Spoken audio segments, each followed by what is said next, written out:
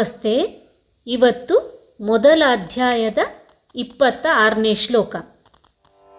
ತತ್ರಾಪಶ್ಯತ್ ಸ್ಥಿತಾನ್ ಪಾರ್ಥಃ ಪಿತೃನಥ ಪಿತಾಮಹಾನ್ ಆಚಾರ್ಯಾನ್ ಮಾತುಲಾನ್ ಭ್ರಾತೃನ್ Putran ಪೌತ್ರಾನ್ ಸಖೀಂಸ್ತಥಾ.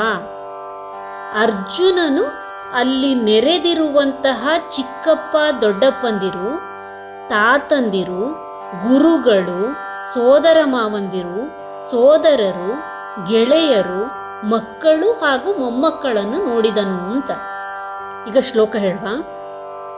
ತತ್ರಾಪಶ್ಯತ್ ಸ್ಥಿತಾನ್ ಪಾರ್ಥಃ. ತತ್ರಾಪಶ್ಯತ್ ಸ್ಥಿತಾನ್ ಪಾರ್ಥಃ ಪಿತೃನಥ ಪಿತಾಮಹಾನ್. ಪಿತೃನಥ ಪಿತಾಮಹಾನ್ ಆಚಾರ್ಯಾನ್ ಮಾತುಲಾನ್ ಭ್ರಾತೃನ್. ಆಚಾರ್ಯಾನ್ ಮಾತುಲಾನ್ ಭ್ರಾತೃನ್ Putran ಪೌತ್ರಾನ್ ಸಖೀಂಸ್ತಥಾ.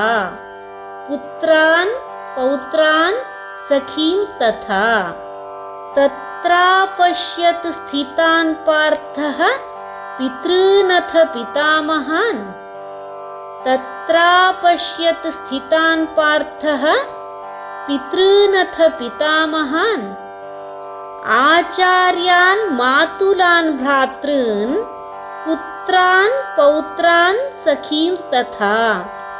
ಆಚಾರ್ಯಾನ್ ಮಾತುಲಾನ್ ಭ್ರಾತೃನ್ Putran ಪೌತ್ರಾನ್ ಸಖೀಂಸ್ತಥಾ.